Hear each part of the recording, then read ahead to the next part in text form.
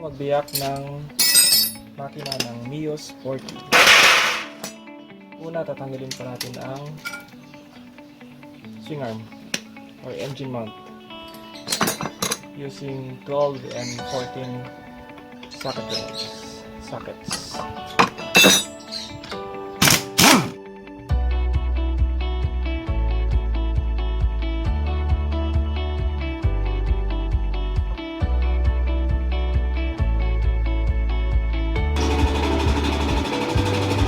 Check din po natin kung kailangan ng palitan pang engine bushing, kung may lamat na siya o hiwa, kailangan ng palitan. Yun po yung nararamdaman natin vibration minsan. Wala rin to.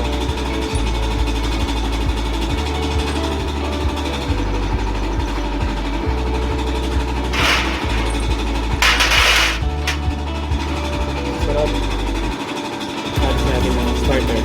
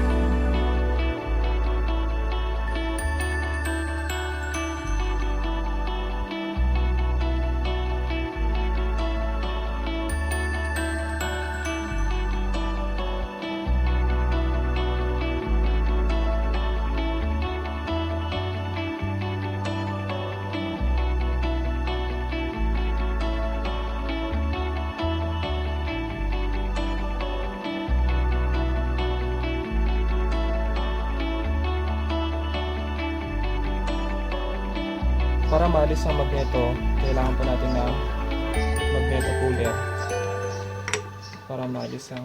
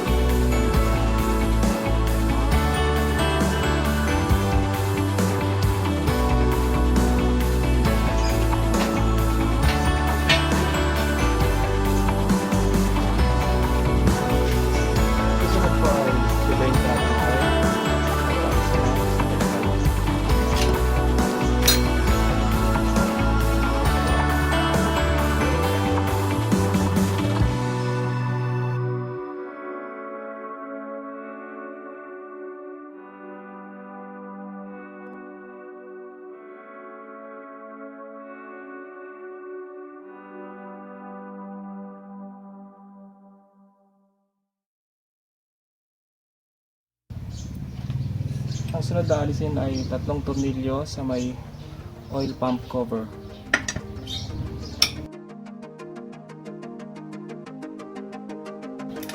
Para mabunot to, tornilyo lang po ninyo sa mga mahaba dito.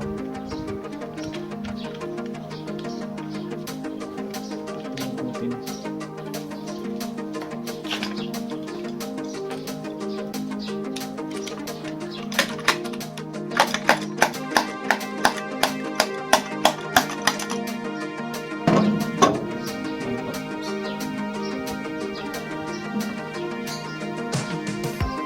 Ang susunod na alisin ay itong Phillips screw ng oil pump.